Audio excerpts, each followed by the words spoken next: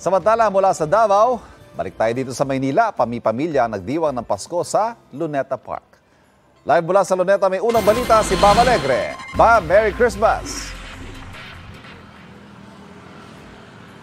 Evan, Merry Christmas and belated happy birthday.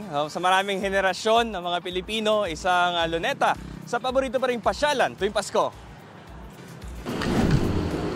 All-nighter ang pamilya ni Spencer dito sa Luneta mula pa Naik, Cavite. Magkakasama sila nagpalipas ng gabi sa kanilang dalang sasakyan.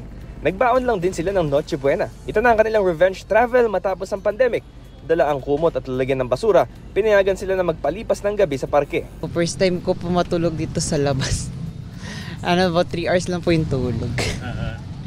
Then, yun po, naging masaya naman po kasi naging memorable naman po yung pagpapasyal po namin. Hindi man nag-overnight sa Luneta, maagang gumising ang pamilya ni Joanne Agsalud para pumunta rito sa Luneta. Suot pa nilang lahat ang Christmas best, pero bigla raw nagbago ang kanilang isip. Naghanap na lang sila ng ibang Christmas pasyalan. Mamamasyal sana kami dito sa Luneta. Kaso nadismaya kami kasi ang pangit na ng itsura niya ngayon.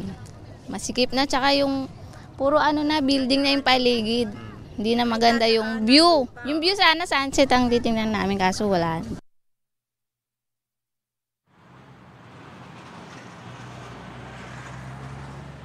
So Evan, paalala pa rin sa mga publiko, yung hilay sariling buntot, yung sariling kalat ay itapon na mabuti, dalhin niya. Huwag iwan dito sa Luneta. At sa mga susunod na araw bukod sa Pasko ay mahalaga rin, Rizal Day coming up and of course yung Bisperas din ng bagong taon. Ito ang unang balita mula rito sa Luneta sa Maynila. Bam Alegre para sa GMA Integrated News.